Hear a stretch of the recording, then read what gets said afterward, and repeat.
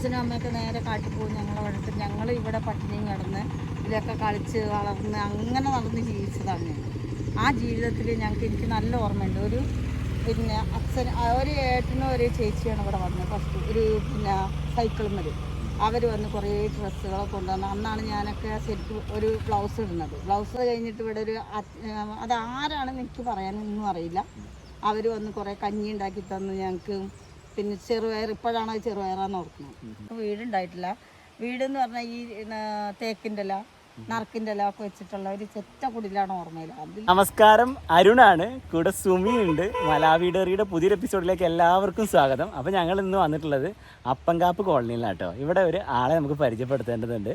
നമ്മുടെ നാടിന് തന്നെ അഭിമാനമായി, ഞങ്ങളുടെ നാടിന് തന്നെ അഭിമാനമായിട്ടൊരു ചേച്ചിയുണ്ട് ഇവിടെ. ആ ചേച്ചീനെ കാണുകയും ആ ചേച്ചീൻ്റെ വിശേഷങ്ങളും ഇവിടെ ഉണ്ടായ മാറ്റങ്ങൾ എന്തൊക്കെയാണ്, ഈ ഒരു 10-30 വർഷം കൊണ്ടൊക്കെ ഇവിടെ എന്തെല്ലാം മാറ്റങ്ങൾ വന്നു എന്നൊക്കെ അവരുടെയൊക്കെ അനുഭവങ്ങൾ നമുക്ക് മനസ്സിലാക്കുക. ഇപ്പം ഡൽഹിയിലൊക്കെ പോയിട്ട് നമ്മുടെ റിപ്പബ്ലിക് ഡേയുടെ പരേഡിലൊക്കെ പങ്കെടുത്തൊരു ചേച്ചിയുണ്ട് ഇവിടെ.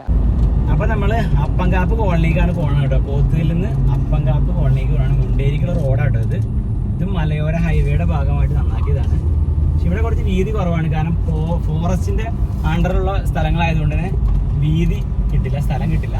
അതുകൊണ്ട് ഇവിടെ നമുക്കുള്ള റോഡിൽ മാത്രം വളരെ പതുക്കെയാണ് പണി നടന്നത്. ഈ ഫോറസ്റ്റിലേക്ക് നമുക്ക് റോഡ് വെട്ടാനോ ഫോറസ്റ്റിന്റെ ഏതെങ്കിലും ഒരു ഇഞ്ച് സ്ഥലം എടുത്ത് ഒരു കാര്യം ചെയ്യാനും ഗവൺമെന്റിന് പോലും പറ്റില്ല കേട്ടോ. അത് നമുക്ക് ഈ ഒരു റോഡിന്റെ കാര്യം വന്നപ്പോഴാണ് മനസ്സിലായത്. ഇത് ഈ ലെഫ്റ്റ് സൈഡിലുള്ളത് ചാലിയാർ പുഴയാണ് കേട്ടോ. ശരിക്കും പുഴ ഈ റോഡിന്റെ അടുത്തൊന്നും ആയിരുന്നില്ല, കുറച്ചും കൂടെ വിട്ടിട്ടായിരുന്നു. ഭയങ്കര വെള്ളപ്പൊക്കവും എല്ലാം വന്നതിന് ശേഷം പുഴ ഗതി മാറി ഇങ്ങോട്ട് ഒറ്റരികിലേക്ക് വന്നതാണ് കേട്ടോ. ഈ റോഡിന്റെ വീതി ഉണ്ടോ നിങ്ങൾ? ചെറിയൊരു വീതിയേ ഉള്ളൂ, 2 വണ്ടി പോകുന്ന വീതിയേ ഉള്ളൂ. പിന്നെ സൈഡിലുള്ള റൈറ്റ് സൈഡിലുള്ള ഫുള്ള് കാടാട്ടോ. ഈ മുളങ്കാട് മൊത്തം അങ്ങോട്ട് ഫുൾ ഫോറസ്റ്റ് ആണ്.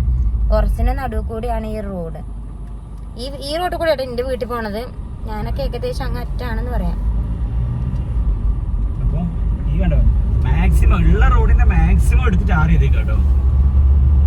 ചെറിയൊരു പോഷൻ. ശരിക്കും പറഞ്ഞാൽ ഈ ഒരു ഏരിയയിലൊക്കെ കുറച്ച് വീതി കൂട്ടാനുള്ള പെർമിഷൻ കിട്ടുകയാണെങ്കിൽ വളരെ ഉപകാരപ്രദമാവും. കാരണം രാത്രികളിലാണെങ്കിൽ പന്നിയായിട്ടും ആനയായിട്ടും ഒക്കെ വരാറുണ്ട്. അപ്പൊ ഇച്ചിരി വീതിയുള്ള റോഡാണെങ്കിൽ പിന്നെയും കുറച്ചുകൂടെ ഒക്കെ ബെറ്റർ ആയിരിക്കും നമുക്ക് ഡ്രൈവ് ചെയ്യാൻ. ഇത് ഒരിക്കലും കേരള സർക്കാരിന് പോലും ഞാൻ പലപ്പോഴും ഇത് ആരറിയാനാണ്. പക്ഷെ ഈ ഫോറസ്റ്റിന്റെ ഡിപ്പാർട്ട്മെന്റ് എന്ന് പറയുന്നത് ഭയങ്കര സ്ട്രോങ് ആണ്.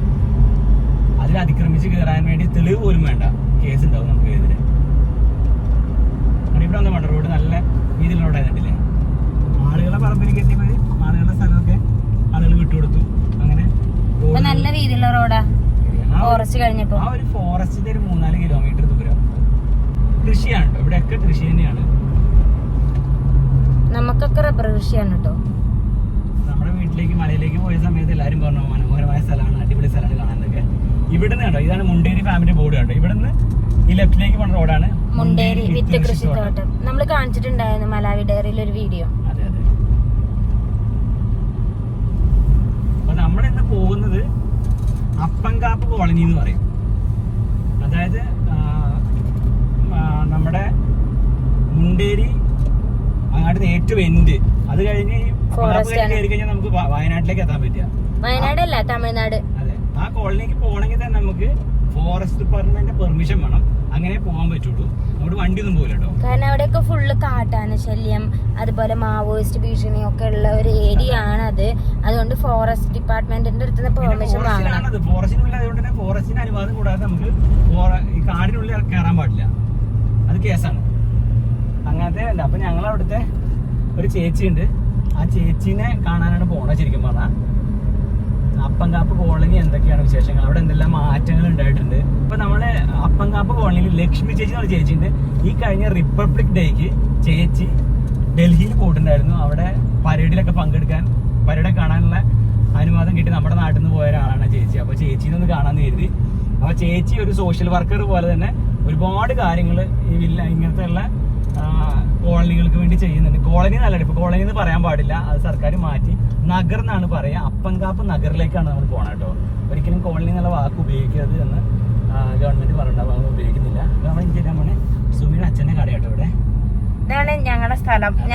മുണ്ടേരി എന്ന് പറഞ്ഞാൽ ഞങ്ങളുടെ സ്ഥലം, ഞങ്ങളുടെ നാട്. എന്റെ അച്ഛന്റെ കടയാണ് അവിടെ ഉള്ള.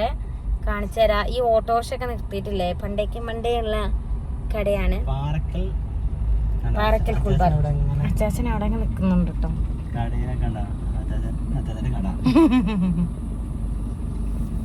ഈ കടയിൽ നിന്നാണ് ഞങ്ങളെയൊക്കെ വളർത്തി വലുതാക്കി ഞങ്ങൾക്ക് വേണ്ടതെല്ലാം ഉണ്ടാക്കി തന്നത് ഈ ഒരൊറ്റ കട കാണില്ല. കട കുറച്ച് വേക്കില്ല കേട്ടോ.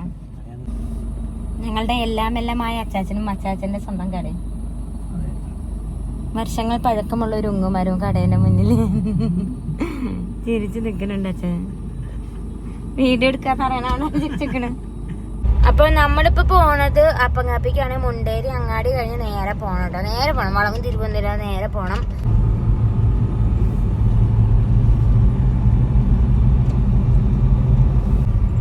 നമ്മളിങ്ങനെ പോയിക്കൊണ്ടിരിക്കുകയാണ്. സൈഡില് കുറെ റബ്ബർ തോട്ടങ്ങളാണ് കൂടുതലുള്ളത്. കവുങ്ങുണ്ട്. പച്ചപ്പും ഹരിതാവും നിറഞ്ഞൊരു ചെറിയൊരു നാടാട്ടോ എന്റെ മുണ്ടേരി. അപ്പൊ ഇത് നമ്മൾ കാണാൻ പോണ ലക്ഷ്മി ചേച്ചീന്റെ ബാബുവേട്ടന്റെ കടയാണ്. അതായത് ലക്ഷ്മി ചേച്ചീന്റെ ഒക്കെ കടയാണ്. ബാബുവേട്ടനും ലക്ഷ്മി ചേച്ചി ഇവിടെ ഉണ്ട് കേട്ടോ. അപ്പൊ ലക്ഷ്മി ചേച്ചിനെ കാണാനാണ് നമ്മൾ വന്നത്. ബാബുവേട്ടൻ ഉണ്ട് അവിടെ. അപ്പൊ നമ്മള് കാണാൻ വന്ന ആള് ഇതാണ് ലക്ഷ്മി ചേച്ചി. അപ്പൊ ലക്ഷ്മി ചേച്ചിനോട് തന്നെ ചോദിച്ചു നോക്കാം എന്തൊക്കെയാണ് എങ്ങനെയൊക്കെയാണ് വഴിയെ എല്ലാ വിശേഷങ്ങളും കാണാട്ടോ.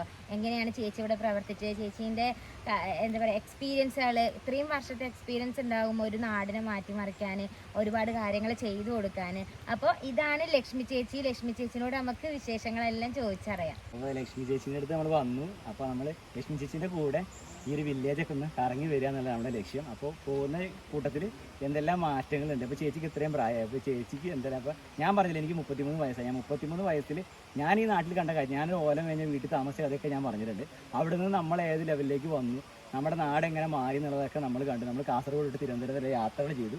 അവസാനം നമ്മൾ നിൽക്കുന്നത് നമ്മുടെ മുണ്ടേരിയിലാണ്. മുണ്ടേരിയിൽ ചേച്ചി പറഞ്ഞു തരും ഇവിടുത്തെ കാര്യങ്ങൾ എന്തൊക്കെയായിരുന്നു, ഇപ്പം എന്തെല്ലാം മാറ്റങ്ങൾ ഇവിടെ വന്നു എന്നുള്ളതൊക്കെ. എനിക്ക് ഇപ്പൊ 50 വയസ്സായി. 50 അല്ല 55 വയസ്സായി. ഈ 55 വയസ്സിലിടയ്ക്ക് എനിക്ക് തോന്നുന്നു ഒരു 10 വയസ്സിന്റെ മോൾക്കല്ല ഞാൻ പറയുന്നത്, താഴെ ചെറുപ്പം തൊട്ടുള്ള കാര്യം പറയണം. കാരണം ഈ റോഡ് ഇല്ലായിരുന്നു ഇവിടെ. ഒരു ചെറിയൊരു റോഡ് വഴിയായിരുന്നു. അതിലൂടെയാണ് ഞങ്ങളെല്ലാവരും കളിച്ച് വളർന്നത്. അതുപോലെ ഞങ്ങൾക്ക് വീടുണ്ടായിട്ടില്ല. വീടെന്ന് പറഞ്ഞാൽ ഈ തേക്കിൻ്റെ ഇല, നറുക്കിൻ്റെ ഇല ഒക്കെ വെച്ചിട്ടുള്ള ഒരു ചെറ്റ കുടിലാണ് ഓർമ്മയിൽ. അതിൽ ഇഷ്ടം പോലെ മക്കൾ, ഞങ്ങൾ തന്നെ 11 ആളുണ്ട്. ഈ 11 ആളും അച്ഛനും അമ്മേൻ്റെ നടുക്ക് തീയും മുട്ടിയിട്ടിട്ടാണ് ഞങ്ങൾ കഴിഞ്ഞുകൊണ്ടിരുന്നത്. പക്ഷെ അന്നൊന്നും അരിയാഹാരമൊന്നും അങ്ങനെ ഇല്ലല്ലോ. കാട്ടിലെ കിഴങ്ങുകളും മീനും ഞണ്ടും. പക്ഷെ അന്ന് ഇഷ്ടം പോലെ സാധനങ്ങളുണ്ട്. ഇവിടെ എല്ലാം ഫുൾ കാടായിരുന്നു. ആനയൊക്കെ വരുന്ന സമയത്ത് ഇപ്പോൾ ഓടി ഒളിക്കും. അന്ന് ഈ കുടില് പോലെ ആയിരുന്നു. ആ കുടിലിൻ്റെ ഉള്ളിൽ കൂടെ ഞങ്ങളൊക്കെ മുട്ടുകുത്തി പോകും. ഞാൻ എൻ്റെ കെട്ടിയവനോട് പറഞ്ഞ് മനസ്സിലാക്കി കൊടുത്തിരുന്ന പേര് ഞാൻ അങ്ങനെ മുട്ടുകുത്തി പോയിരുന്നൊരു സാഹചര്യമാണ്. അപ്പോൾ ഇതുപോലെ ഈ റോഡ് ഉണ്ടായിട്ടില്ല. ഇതിലിങ്ങനെ ഒരു ചെറിയ വഴിയായിരുന്നു, ചവിട്ട് വഴി മാത്രം. പുഴ നല്ല അത്യാവശ്യം വലിപ്പമുണ്ടായിരുന്നു. ഇപ്പോഴാണ് കുറഞ്ഞത്. അങ്ങനെ ഞങ്ങളെല്ലാവരും വളർന്നതും വലുതായതും. പിന്നെ ഞങ്ങളെ ഒരു ഇതുണ്ട്, ഞങ്ങൾക്കൊരു മൂപ്പനുണ്ടായിരുന്നു ഇവിടെ, പഴയ ഒരു മൂപ്പൻ. പഴയതെന്ന് പറഞ്ഞാൽ ഒരുപാട് പ്രായമുള്ള ഒരു കുങ്കം വല്യപ്പൻ. ആ വല്യപ്പന് പറഞ്ഞാൽ ഞങ്ങൾ തോർത്താണ് കൊടുക്കണമെങ്കിൽ ഇവിടുന്ന് താഴത്തേക്ക് അങ്ങോട്ട് എടുക്കാൻ പാടില്ല. അങ്ങനെ ഒരു മൂപ്പൻ്റെ ഒരു രീതിയിലാണ് ഞങ്ങൾ വളർന്നത്. അപ്പം അതുപോലെ ദൈവത്തിന് നമ്മൾ അതുപോലെ ആരെങ്കിലും തന്നിട്ട്, നമ്മൾക്ക് സ്വന്തമായിട്ട് എടുക്കാൻ പറ്റില്ലല്ലോ, ആരെങ്കിലും തരുന്ന ആ സമയത്ത് അച്ഛനമ്മയൊക്കെ പുറത്തിറങ്ങുന്ന സമയത്ത് പഴയതൊക്കെ ഇഷ്ടം പോലെ കിട്ടും. അത് ഉടുക്കണ സമയത്ത് ഇതിൻ്റെ മോൾക്ക് എങ്ങാനും ഉടുത്ത് പോയാൽ, ഇവിടെ നിന്ന് അങ്ങോട്ട് മോൾക്ക് ഉടുത്ത് പോയാൽ ആടി നിലത്തേക്ക് പറ്റുന്ന രീതിയിൽ ഉടുത്ത് പോയാൽ അപ്പം നമ്മൾ തെറ്റ് വെക്കണം. തെറ്റ് വെക്കുക എന്ന് പറയുന്നത് വേറെ ഒന്നുമല്ല, ദൈവത്തോട് ക്ഷമ ചോദിക്കുക. അന്ന് എൻ്റെ ചെറുപ്പത്തിൽ 1 രൂപ അങ്ങനെയൊക്കെ ഉള്ളൊരു ഇതായിരുന്നു. 25 പൈസ, പിന്നെ 5 വയസ്സ് എനിക്ക് നല്ല ഓർമ്മയുണ്ട്. അതൊക്കെ ദൈവത്തിന് തിരിച്ചുകൊണ്ടിരുന്നു. പിന്നെ ഞങ്ങൾ കുറേ കുട്ടികളുണ്ടായിരുന്നു. ഞങ്ങൾക്ക് ഭക്ഷണം കാര്യങ്ങളൊന്നുമില്ല. ഞങ്ങൾ എന്ത് ചെയ്യുന്നത്, തോട്ടിലെ ഞണ്ട്, ഇപ്പം അത് ഓർക്കുമ്പോൾ സങ്കടമാണ്. ഞണ്ട് മീനൊക്കെ പിടിച്ച് തീ കത്തിപ്പില്ല, ഞങ്ങൾ പാറേൻ്റെ അവിടേക്ക് എടുത്തിടും. അപ്പോൾ അത് ചുമന്ന് വരും. അന്നത്തെ സമയത്തൊക്കെ അത് വെന്തു എന്നുള്ളൊരു ധാരണയായിട്ട് നമ്മൾ തിന്നും. അച്ഛനും അമ്മയൊക്കെ നേരെ കാട്ടിൽ പോകും. ഞങ്ങൾ ഇവിടെ പട്ടിണിയും കിടന്ന് ഇതിലൊക്കെ കളിച്ച് വളർന്ന് അങ്ങനെ നടന്ന് ജീവിച്ചതാണ് ഞാൻ. ആ ജീവിതത്തിൽ എനിക്ക് നല്ല ഓർമ്മയുണ്ട്. പിന്നെ അച്ഛൻ ഒരു ഏട്ടനും ഒരു ചേച്ചിയാണ് ഇവിടെ വന്നത്. ഫസ്റ്റ് പിന്നെ സൈക്കിളും വരും. അവർ വന്ന് കുറേ ഡ്രസ്സുകളൊക്കെ കൊണ്ടുവന്ന്. അന്നാണ് ഞാനൊക്കെ ശരിക്കും ഒരു ബ്ലൗസ് ഇടുന്നത്. ബ്ലൗസ് എന്ന് പറഞ്ഞാൽ അന്ന് ഷർട്ടും പാവാടൊക്കെ ഇടുന്നത്. അങ്ങനെയാണ് ഞങ്ങളിവിടെ മിക്ക ആൾക്കാരും നല്ല ഡ്രസ്സ് ധരിക്കാൻ തുടങ്ങി. പിന്നെ അത് കഴിഞ്ഞിട്ട് ഇവിടെ അതാരാണെന്ന് എനിക്ക് പറയാനൊന്നും അറിയില്ല. അവർ വന്ന് കുറേ കഞ്ഞി ഉണ്ടാക്കി തന്നു ഞങ്ങൾക്ക്. പിന്നെ ചെറുപയർ, ഇപ്പോഴാണ് അത് ചെറുപയറാന്ന് ഓർക്കുന്നത്, ചെറുപയർ ഉണ്ടാക്കി തന്ന. അങ്ങനെയാണ് ഈ വഴിയിലൂടെ വന്ന് പിന്നെ മേലെ 10 ഏക്കറിൽ ഒരു ചാച്ചൻ വന്ന് സ്ഥലമൊക്കെ വെട്ടിപ്പിടിച്ച് അവർ വന്ന് കുറേ ആൾക്കാരെ കൊണ്ടുവന്ന് അങ്ങനെയാണ് പിന്നെ ഞങ്ങൾ ഡ്രസ്സ് ഇടാൻ തുടങ്ങി. പിന്നെ എൻ്റെ അമ്മയൊന്നും മോളെ അമ്മയ്ക്ക് അറിയും, ടീച്ചർക്ക് അറിയാം. എൻ്റെ അമ്മയൊക്കെ ഒരു 8-9 കൊല്ലമായിട്ടുള്ളൂ പിന്നെ മരിക്കുന്നവരെ ബ്ലൗസൊക്കെ ഇടാൻ തുടങ്ങി. അവരൊക്കെ ഇങ്ങനെ കെട്ടി ജീവിച്ചിരുന്ന ആൾക്കാരാണ്. പിന്നെ ഞങ്ങളെ ഭാഷ ഇതല്ല, ഭാഷയ്ക്ക് മലയാളമല്ല പറയുന്നത്, നമ്മളെ ഊരിൽ നമ്മൾ നമ്മളെ ഭാഷയിൽ പറയും. വരുന്നവരടുത്തൊക്കെ നല്ല രീതിയിൽ പെരുമാറുക. അങ്ങനെ വർഷങ്ങൾ കഴിഞ്ഞ് എനിക്കൊരു 10-20 വയസ്സൊക്കെ ആയതിൻ്റെ ശേഷമാണ് നമുക്ക് റോഡുണ്ടായത്. അത് കഴിഞ്ഞതിൻ്റെ ശേഷമാണ് സ്കൂളിൽ ഞാനൊന്നും സ്കൂളിൽ പോയിട്ടില്ല, ഇനിയൊന്നും സ്കൂളിൽ ചേർത്തിട്ടില്ല. പക്ഷെ ഇപ്പം ഞാൻ ഓരോ കാര്യത്തിന് പോകുന്നതുകൊണ്ട് തുല്യത എഴുതി നമ്മളെ ജനറലിൻ്റെ ആൾക്കാരുടെ ഇടയിൽ ഞാൻ 13 മാർക്കിന് മുന്നിട്ട് നിന്ന ഒരാളാണ് ഞാൻ. അങ്ങനെ ഓരോ കാര്യങ്ങളും നമ്മൾ ചെയ്ത് ഇതിൽ നടന്ന് പിന്നെ ഓരോ ഉദ്യോഗസ്ഥന്മാർ വരുമ്പോൾ അന്നും ഞാൻ സംസാരിക്കാറുള്ളൂ, അന്ന് ഞാൻ സംസാരിക്കും. ഓരോരുത്തർ വരുമ്പോൾ ഉദ്യോഗസ്ഥന്മാർ വരുമ്പോൾ പിന്നെ ഇവിടെ ITDP IRDP ഉദ്യോഗസ്ഥന്മാരാണ് ഇവിടെ വന്ന് സ്കൂളുണ്ട് പറഞ്ഞാണ്ട് കുട്ടികളൊക്കെ കൊണ്ടുപോകാൻ തുടങ്ങി. പക്ഷെ ഇന്ന് വിട്ടില്ല, എൻ്റെ അച്ഛനമ്മ എന്നെ വിട്ടില്ല. മറ്റേ ചെറിയ കുട്ടികളെ നോക്കാൻ പറ്റില്ല, കൊണ്ടുപോയി കഴിഞ്ഞാൽ കുട്ടികളെ കൊല്ലാൻ വേണ്ടി കൊണ്ടുപോവുക, അങ്ങനെ ഒരു ചിന്താഗതിയായിരുന്നു. അങ്ങനെ ഇവിടെ 4-5 കുട്ടികളൊക്കെ പോയി കുറച്ചൊക്കെ പഠിച്ചു, പിന്നെ പഠിക്കാതെയായി. വീണ്ടും അങ്ങനെ തന്നെ നടന്ന് ലാസ്റ്റ് ഇവിടേക്ക് ഈ ഒരു ചെറിയ വഴി വെട്ടി, എല്ലാവരും കൂടി വഴി വെട്ടി പിന്നെ റോഡാക്കി. റോഡെന്ന് പറഞ്ഞാൽ ഇത് ഈ സാറ് വന്നതിന് ശേഷമായതാണ്.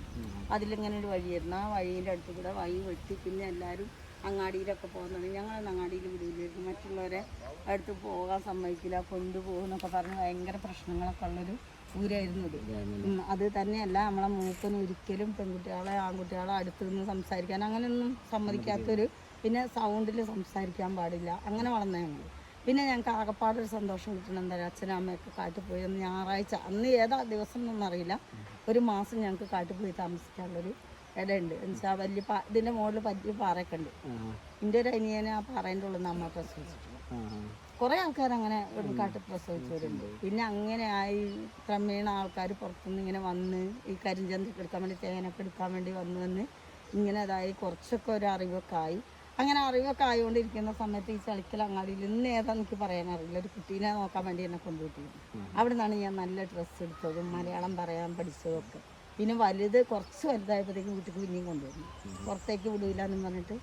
അങ്ങനെ കഷ്ടപ്പെട്ട് വളർന്നാണ് ഞങ്ങളൊക്കെ. ഇന്ന് കഷ്ടപ്പാടിൽ നിന്ന് ഒരുപാട് മാറ്റങ്ങൾ വന്ന് അന്ന് ഞങ്ങളതിൽ നിന്നും പിന്നെ ഇറച്ചിയോ മീനൊന്നും തിന്നില്ല, കാട്ടിൽ കിട്ടുന്നത് മാത്രം. കാട്ടിൽ നിന്നൊക്കെ അന്നൊക്കെ ഇഷ്ടംപോലെ ഇറച്ചി മീനൊക്കെ കിട്ടുമായിരുന്നു, അന്ന് കേസും കൂട്ടൊന്നുമില്ല. പിന്നെ അതുപോലെ കുറേ വയ്ക്കാനും തിന്നാനുള്ള ചപ്പ് ഞങ്ങളെ ഭക്ഷണം ഈ ഇലക്കറികൾ അതൊക്കെ കിട്ടും, ഞണ്ടും മീനും കിട്ടും. പിന്നെ നല്ല ഭക്ഷണം കിട്ടും. എന്താണെന്ന് വെച്ചാൽ കാട്ടുകഴിഞ്ഞ് ഇതൊക്കെ നല്ല ഭക്ഷണം. ഇന്നാണ് അതിൻ്റെയൊക്കെ വില മനസ്സിലാവുന്നത്. ഇത് പുറത്തുനിന്ന് ഓരോന്ന് കഴിച്ചിട്ടാണ് ഈ അസുഖം. എൻ്റെ ചെറുപ്പത്തിൽ ഇവിടെ ആർക്കും ഒരു അസുഖങ്ങളോ അല്ലെങ്കിൽ പിന്നെ ഒരു ഹോസ്പിറ്റലിൽ പോക്കൊന്നുമില്ല. എന്തെങ്കിലുമൊക്കെ അസുഖം വന്നു കഴിഞ്ഞാൽ നമ്മൾ തന്നെ മരുന്ന് ഉണ്ടാക്കി നമ്മൾ തന്നെ കഴിക്കുക. അതുപോലെ അച്ഛനും അമ്മമാരും മരുന്ന് ഉണ്ടാക്കി തരിക. ഒരു ക്യാൻസർ, ഒരു മാറാരോഗമൊന്നും എൻ്റെ ഓർമ്മയിലില്ല. എല്ലാവരും നല്ല രീതിയിൽ തന്നെ നല്ല ആരോഗ്യമാണ്. ഇപ്പോൾ ഉള്ള കുട്ടികൾക്കാണ് ഈ ആരോഗ്യമില്ലാത്തതും തടിയില്ലാത്തതും ഒക്കെ നല്ല കളറും. അതുപോലെ ഇപ്പോൾ ഉള്ള കുട്ടികൾക്കാണ് ശരിക്കും വൃത്തിയില്ലാത്ത. അന്നത്തെ കാലമൊക്കെ എന്ന് പറഞ്ഞാൽ രാവിലെ തൊട്ട് വൈകുന്നേരം വരെ വെള്ളത്തിൽ ചാടിയിട്ടാണെങ്കിലും മുടിയും കാര്യങ്ങളൊക്കെ നടക്കുമായിരുന്നു. ഇന്ന് കുട്ടികൾ ഇപ്പോഴത്തെ ഒരു ഇതെന്ന് വെച്ചാൽ നല്ല മോഡൽ ഡ്രസ്സ് ഇടുക, നല്ല പുറത്തെ ഭക്ഷണം. ഞങ്ങളെ ഭക്ഷണം അറിയാത്ത കുട്ടികൾ കുറേ ഉണ്ട്. ഈ കാട്ടുന്നൊക്കെ ചില ദിവസങ്ങളിലൊക്കെ വന്നിട്ട് ഞാൻ കാട്ടിൽ പോകും. അപ്പം ആഴ്ചയിലൊക്കെ കാട്ടിൽ പോയിട്ട് കഴിയുന്നതൊക്കെ ഉണ്ട്. പക്ഷെ തിന്നാത്ത ഞങ്ങളെ കുട്ടികളുണ്ട്. ഹോസ്റ്റലിലൊക്കെ പഠിക്കുന്നതുകൊണ്ട് അവർക്ക് തിരിച്ചറിയാൻ കഴിയുന്നില്ല. ചേച്ചി പറഞ്ഞതിലേ നമ്മുടെ വീഡിയോ കണ്ട പലർക്കും പലതും സിമിലാരിറ്റി തോന്നുന്നുണ്ടാവില്ലേ? മലാവിലെ ഒരുപാട് കാഴ്ചകൾ, നമ്മൾ കാണുന്ന കാഴ്ചകൾ, പറഞ്ഞ കഥകൾ പലതും നമുക്ക് അവിടെ കാണാൻ പറ്റും ഇപ്പോഴും. കുട്ടികളുടെ ലൈഫാണെങ്കിലും ഫുഡിൻ്റെ കാര്യം പറഞ്ഞപ്പോൾ തന്നെ കിഴങ്ങ് വർഗ്ഗങ്ങൾ ഏറ്റവും കൂടുതൽ കഴിക്കായിരുന്നു. ആഫ്രിക്കയിൽ മലാവിലെ ആൾക്കാർ ഏറ്റവും കൂടുതൽ കിഴങ്ങായിരിക്കുന്നത്. അവർക്ക് അസുഖങ്ങളില്ല. ഞാൻ എപ്പോഴും പറഞ്ഞിട്ടുണ്ട്, അവർക്ക് കൊറോണ വന്നിട്ടുണ്ടായിരുന്നില്ല, അവരെ കൊറോണ ബാധിച്ചില്ല.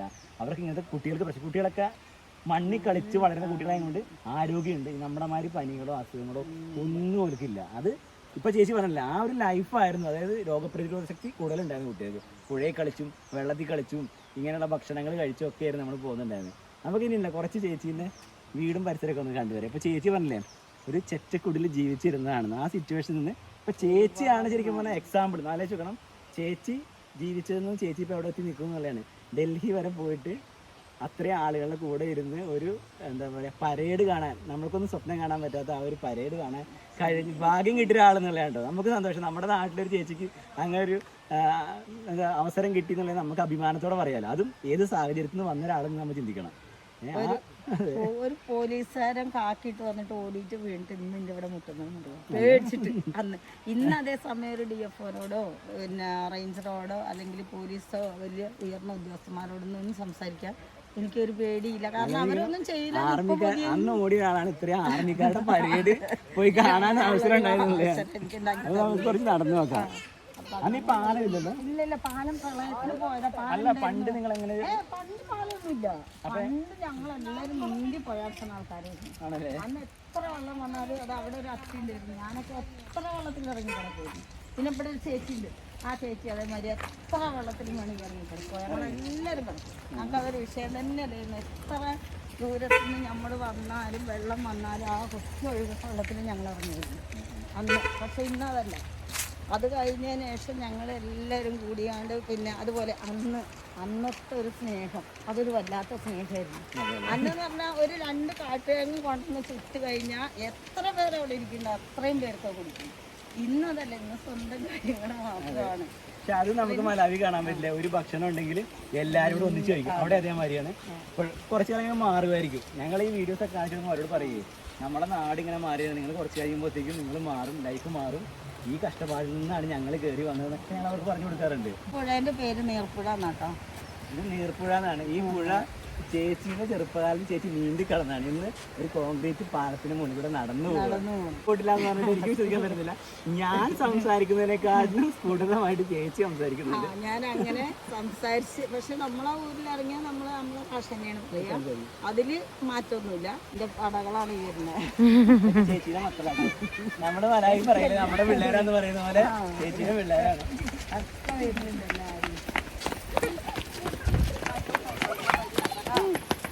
ഞാൻ തരാൻ പറഞ്ഞിറങ്ങി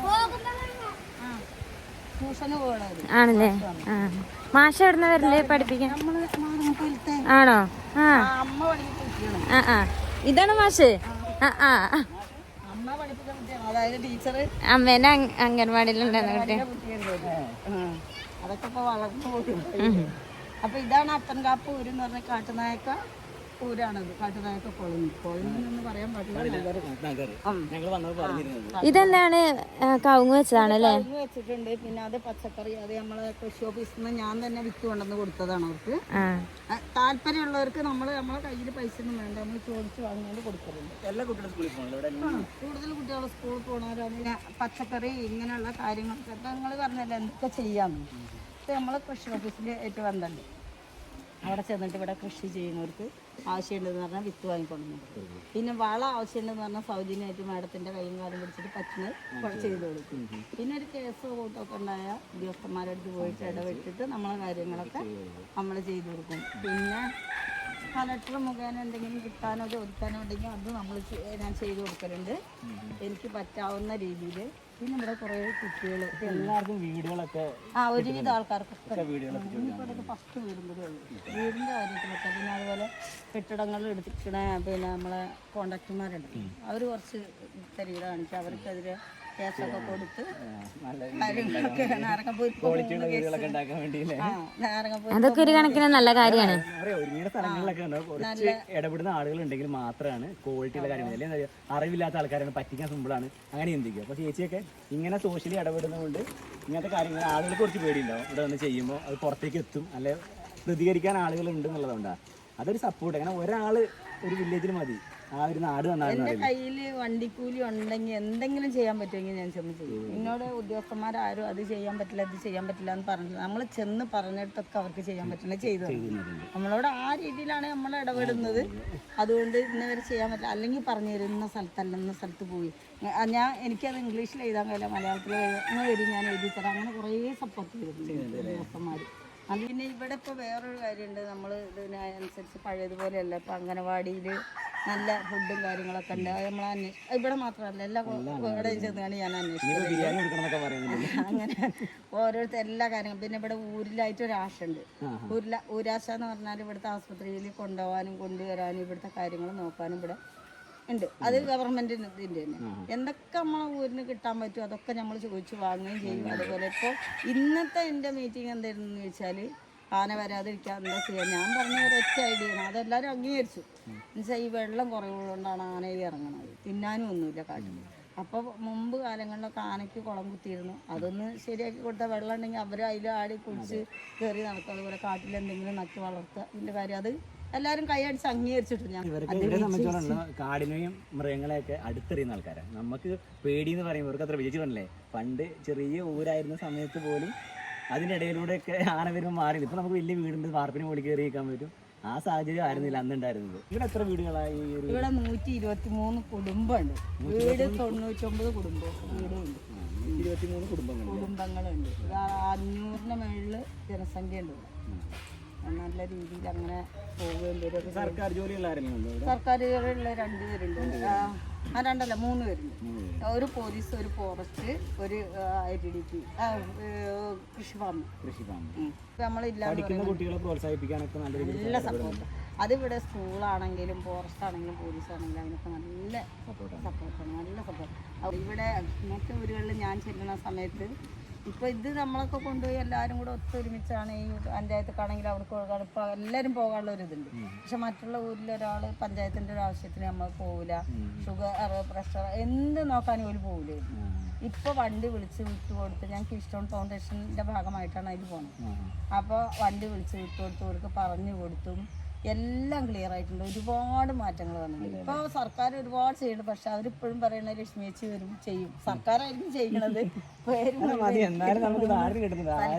ഞാൻ എന്നിട്ട് അത് തിരുത്തി പറയും, ഇത് ഞാനല്ല തന്നത്, ഇത് പഞ്ചായത്ത് വകയാണ് തന്നത്, ഞാൻ കൊണ്ട് തന്നു, അത്ര മാത്രമേ ഉള്ളൂ എന്നുള്ളത് പറയും.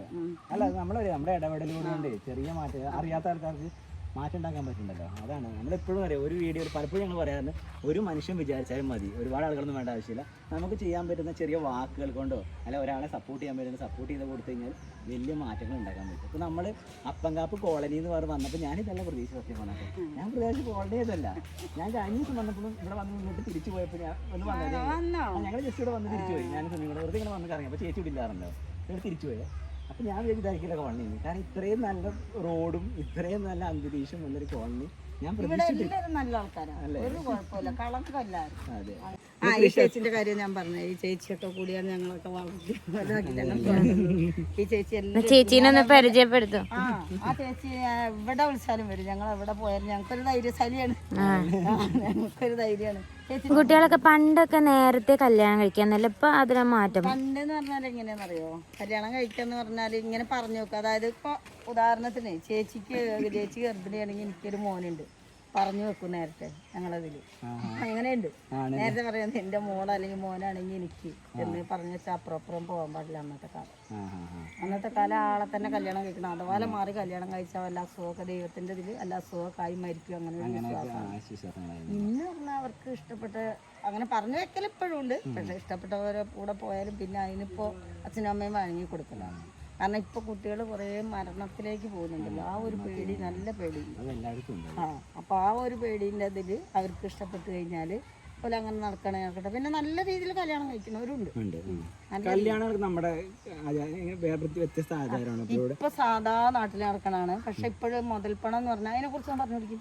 മുതൽപ്പണം എന്ന് പറഞ്ഞാൽ നമ്മളെ നാട്ടിലൊക്കെ 5 കാലം ഇപ്പൊ 5 കാലല്ലല്ലോ, ഇപ്പൊ 7,00,000 ചോദിക്കും. പെൺകുട്ടികൾ കൊടുക്കണം, പെൺകുട്ടിയുടെ വീട്ടിൽ നിന്ന് കൊടുക്കണം. ആഫ്രിക്ക മലാവിൽ അതേമാതിരിയാ, പെൺകുട്ടിയുടെ വീട്ടിലേക്ക് പൈസ കൊടുക്കണം. അവിടെ പൈസ ഇല്ലാത്തതുകൊണ്ട് പശു, ആട് ഇങ്ങനെ സാധനം കൊടുക്കണം. അപ്പോൾ 2 പശുവിനെ കൊടുക്കണം, അല്ല ആടിനെ കൊടുക്കണം. അങ്ങനെയാണ് ആഫ്രിക്കയിലൊക്കെ. പെൺകുട്ടികളുണ്ടെങ്കിൽ അങ്ങോട്ട് അവർക്ക് പെൺകുട്ടികളുണ്ടാണ് ഭയങ്കര ഇഷ്ടപ്പെടുന്ന പാരൻസ്, കാരണം അവർക്ക് അങ്ങോട്ടാണ് സ്ത്രീധനം കൊടുക്കേണ്ടത്. ഇവിടെ അങ്ങനെ തന്നെയാണ് അല്ലേ? ഇവിടെ സ്ത്രീധനൊന്നുമില്ല. ഇത് പിന്നെ എന്താ മുതൽപ്പണം എന്ന് പറഞ്ഞാൽ ശരിക്കും പറയണെങ്കിൽ മോതിരം ഇടണൊക്കെ അങ്ങനെ. ഇപ്പൊ മുസ്ലിങ്ങളതിൽ എന്താ ഒരു പറച്ചിലുണ്ടല്ലോ, അതാണ് മഹർ. അതുപോലെ ആണ് ഇവിടെ മുതൽപ്പണം എന്ന് പറഞ്ഞത്. കാരണന്മാരൊക്കെ വാങ്ങിയിട്ട് അതിൽ 25 വയസ്സ് വരുന്നത് ദൈവത്തിന്റെ അടുത്ത് വെച്ച് ചെയ്യുക. ഇപ്പൊ എനിക്കങ്ങനെ തന്നിട്ടുണ്ടെങ്കിൽ ഞാൻ മരിച്ചു കഴിഞ്ഞാൽ വേറെ അവന് പെണ്ണ് കെട്ടണമെങ്കിൽ ഇത് തിരിച്ചു കൊടുക്കണം. തിരിച്ചു കൊടുക്കണം, അല്ലെങ്കിൽ മാത്രമേ കെട്ടാൻ പറ്റുള്ളൂ. അല്ലെങ്കിൽ ഞാൻ കൂടെ ഉണ്ടെന്നുള്ളൊരു വിശ്വാസമാണ്. അതാണ് അതാണ് ഏറ്റവും വലിയ കല്യാണമല്ല, ഈ ഒരു മുതൽപ്പണാണ് ഏറ്റവും വലുത് പ്രധാനം. അത് താലിയൊന്നും അല്ല, അതാണ് പ്രധാനം. അതൊരു ജീവൻ പോലെ, അതൊരു ജീവനാണ്. അപ്പൊ എന്നെക്കാട്ടിലും മൂത്തതാണ്. ഒക്കെ വരെ നല്ലൊരു സാരി ഇല്ലാതെ പോയില്ല. അത്രയും പുരോഗമിച്ചു ഇവിടെ, നല്ല രീതിയിൽ പുരോഗമിച്ചു. ഇപ്പോൾ കുട്ടികളൊക്കെ പിന്നെ പണിക്ക് പോയി കഴിഞ്ഞാൽ ചെറുക്കന്മാരൊക്കെ സൂട്ടും കോട്ടും അത് കഴിഞ്ഞതിന് ശേഷം ഒരു വെള്ളടിച്ച് നടക്കും. അങ്ങനെയുള്ള ഇതൊക്കെ ഉണ്ട്, നല്ല രീതിയിൽ തന്നെ. പിന്നെ വസ്ത്രങ്ങളെ പിന്നെ കുറേ ആൾക്കാർ ഇവിടെ എത്തിച്ചു കൊടുക്കുന്നുണ്ട്. അതായത് ഇപ്പോൾ ഒരാൾ ഇട്ട് കഴിഞ്ഞപ്പോൾ നിങ്ങൾ ഇട്ട് കഴിഞ്ഞാൽ നിങ്ങൾക്ക് വണ്ണം കൂടി കഴിഞ്ഞാൽ കൊണ്ടുവരട്ടെ എന്ന് ചോദിച്ചു കഴിഞ്ഞാൽ അത് ഞങ്ങൾക്ക് കുഴപ്പമില്ല എന്ന് പറയണമെങ്കിൽ ഒരു കൊണ്ടുവരാതെ അലക്കി തേച്ച് നല്ലതിൽ കുട്ടികൾക്കാണെങ്കിലും അതിനൊന്നും ഒരു മടി ഇവിടെ ഇല്ല. കാരണം ഇവിടെ പഴയ ആൾക്കാർ തന്നാണ് നമുക്കൊക്കെ ഡ്രസ്സ്. ഇപ്പം ഉണ്ടെങ്കിലും ഇപ്പം എനിക്ക് തന്നെ ഉണ്ടെങ്കിലും ഞാൻ തന്നു കഴിഞ്ഞാൽ വേണ്ടെന്ന് ഞാൻ പറയില്ല. കാരണം നമ്മളെ അനുഭവം ഒരിക്കലും മറക്കാൻ പാടില്ല, വന്ന വഴി ഒരിക്കലും മറക്കാൻ പാടില്ല. അതുകൊണ്ട് തന്നെ ഇവിടെ അങ്ങനെ ഒരു വേറെ വ്യത്യാസമല്ല. വഴിയൊക്കെ നല്ല കോൺക്രീറ്റ് ഒക്കെ ഇട്ട് ശരിയാക്കിയിട്ടുണ്ടല്ലേ, ഓട്ടോറിക്ഷ ഒക്കെ പോകില്ല എല്ലാ വീട്ടിലും.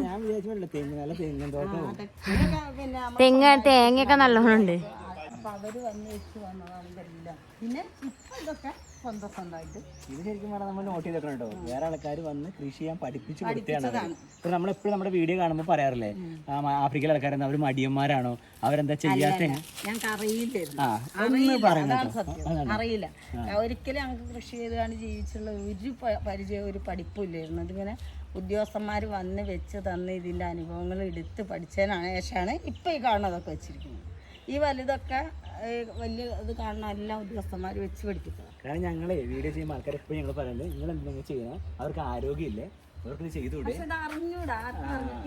വളരെ ഇമ്പോർട്ടന്റ് ആയ ഒരു കാര്യമാണ് അത്. ആ ചേച്ചി പറഞ്ഞു ഇന്നും അറിയാം. ഇതാണെങ്കിൽ ഏത് സീസണിലാണ് വെക്കണം എന്നും ഞങ്ങൾക്ക് ആർക്കും കൂടെ അറിയില്ല.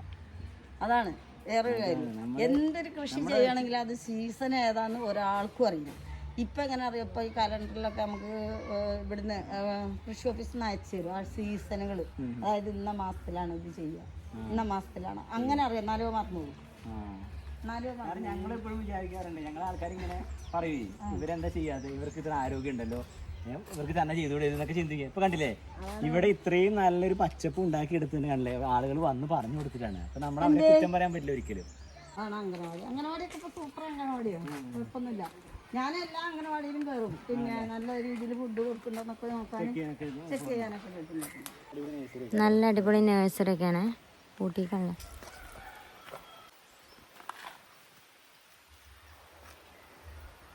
ഇതൊക്കെയാണ് നമ്മുടെ നാട്ടിലെ കോളനി എന്ന് പറയുന്നത് കേട്ടോ. അപ്പോൾ ഇവിടുത്തെ നഗർ നമ്മളെപ്പോഴും അത് പറഞ്ഞ് ശീലിച്ചുകൊണ്ട് എപ്പോഴും അത് വരുന്നത് അങ്ങനെ.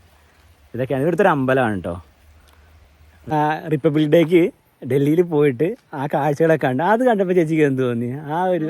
അത് കണ്ടപ്പോൾ സത്യം പറഞ്ഞാൽ സങ്കടമാണോ സന്തോഷമാണോ തോന്നിയത് പറയാൻ പോലും അറിയില്ല. കാരണം എന്താന്ന് വെച്ചാൽ എനിക്ക് അത് ഭയങ്കര ഇഷ്ടം. ഈ പരേഡ് എന്ന് പറയുന്ന പന്തുകളി അത് ഭയങ്കര ഇഷ്ടമുള്ള ഒരാളാണ് ഞാൻ.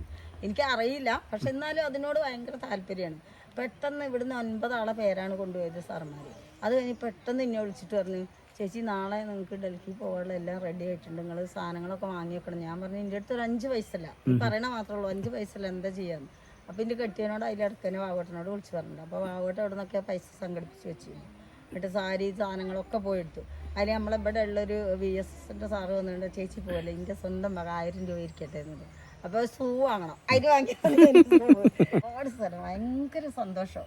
ഒരു കാലം ഒരാൾക്കും കിട്ടാത്തൊരു സന്തോഷം കിട്ടിയ സന്തോഷം, സ്നേഹം എല്ലാവരോടും ഞാൻ പറയാം. ഞങ്ങൾക്കും അഭിമാനം ഉണ്ട് അതിൽ. ഞങ്ങളുടെ നാട്ടിൽ നിന്ന് ചേച്ചി അതിൽ പോയി പങ്കെടുത്തുന്നുള്ള ഭയങ്കര അഭിമാനമായിരുന്നു ഞങ്ങൾക്ക്. ശരിക്കും പറഞ്ഞാൽ ഞങ്ങളത് ഫേസ്ബുക്കിലും വാട്സപ്പിലൊക്കെ കണ്ടിരുന്നു. കണ്ടപ്പോൾ തന്നെ ഞാൻ സുമിയോട് പറഞ്ഞു നമുക്ക് എന്തായാലും ചേച്ചീനെ പോയിട്ട് കാണുന്നത്. പിന്നെ ഞങ്ങളൊരു ഈ ലീവ് കഴിഞ്ഞ് പോണതിന് മുന്നേ ഞങ്ങൾ എഴുതി വെച്ച ഒരു ലിസ്റ്റിൽ ഒരേ ഒരു കാര്യമായിരുന്നു ചേച്ചീനെ കാണണം. എന്നുവെച്ചാൽ ഇവിടുന്ന് നമ്മുടെ ഈ ഗ്രാമത്തിൽ നിന്ന് അവിടെ വരെ പോയി അതൊക്കെ കാണാൻ പറ്റുക, അങ്ങനെ ഒരാളെ കാണണം എന്നുള്ളത് ഞങ്ങളെ ഏറ്റവും വലിയൊരു സന്തോഷമായിരുന്നു. അത് ആളുകൾ കാണുമ്പോൾ നമ്മുടെ നാട്ടിൽ മാത്രല്ല നമ്മുടെ നാട്ടിലെ ഒരാളെ നമ്മുടെ ഈ കണ്ടുകൊണ്ടിരിക്കുന്ന യൂട്യൂബ് ചാനലിലുള്ള എല്ലാവരും കാണണം, അവരെ കാണിച്ചു കൊടുക്കണം എന്നുള്ളത് ഞങ്ങൾ വലിയ സന്തോഷമായിരുന്നു കേട്ടോ. അല്ല വെറുതെ പോയ ആൾക്കാരല്ല, എന്തെല്ലാം കാര്യങ്ങൾ നാടിന് വേണ്ടി ചെയ്യുന്ന ആൾക്കാരാണ്. വെറുതെ പോയൊരു റിപ്പബ്ലിക് ഡേ പരേഡ് കണ്ട ആളല്ല, നാട്ടില് ജനിച്ചു വളർന്ന നാടിനും നാട്ടുകാർക്കും എല്ലാവർക്കും വേണ്ടിയിട്ട് ഒരുപാട് കാര്യങ്ങൾ ചെയ്തു കൊടുത്ത് എന്താ പറയാ അവരൊക്കെ ഉന്നമനത്തിലേക്ക് നയിച്ച് അവർക്ക് വേണ്ടതെല്ലാം രാപ്പകലിൽ നിന്ന് ചെയ്തു കൊടുത്തിട്ട് പിന്നെ പോയ ഒരാളാണ്. അത്രയും എല്ലാവർക്കും വേണ്ടിയിട്ട് എല്ലാം ചെയ്തു കൊടുത്തിട്ട് പോയ ഒരാളാണ്. അയാളെ നമ്മള് ലോകത്തിന് വേണ്ടി കാണിക്കാനല്ലോ. നമ്മുടെ ഇതിൽ കാണുന്ന കുറച്ച് പേരാണെങ്കിലും അവരെ ഈ ചേച്ചീനെ കാണിക്കുക എന്നുള്ളത് ഞങ്ങളുടെ ഏറ്റവും വലിയ സന്തോഷമായിരുന്നു കേട്ടോ. അപ്പം ഒരുപാട് സന്തോഷമുണ്ട് ഇങ്ങനെ നമ്മുടെ സബ്സ്ക്രൈബേഴ്സ് ആരെങ്കിലും നമ്മളെ കാണാൻ വരുന്ന പോലെ തന്നെ ചേച്ചിനൊക്കെ ഒന്ന് കാണണം അല്ലേ. ചേച്ചി കുറെ കാര്യങ്ങൾ പറഞ്ഞു, ഇവിടുത്തെ കാര്യങ്ങളും പണ്ട് എങ്ങനെയായിരുന്നു ഈ നാടിന്റെ കാര്യങ്ങൾ, ഇവരുടെ ആചാരങ്ങള്, വിശ്വാസങ്ങള്, പിന്നെ ചേച്ചി ചെയ്ത പ്രവർത്തനങ്ങള് ഒക്കെ ഇപ്പൊ നമുക്ക് പറഞ്ഞല്ലോ. അതേപോലെ എല്ലാം ഒന്നും കൂടെ വിവരിച്ച് ചേച്ചി നമുക്ക് ഇനി ആരെ കാണാൻ വരുന്നുണ്ടെങ്കിൽ ചേച്ചി പറഞ്ഞു തരും. അപ്പൊ ഒരുപാട് സന്തോഷം. ചേച്ചിനെ ബാബുവേട്ടനെ കടയാട്ടോ ഇത്. നമസ്കാരം. ബ്രാഞ്ചിലെ പോലീസ്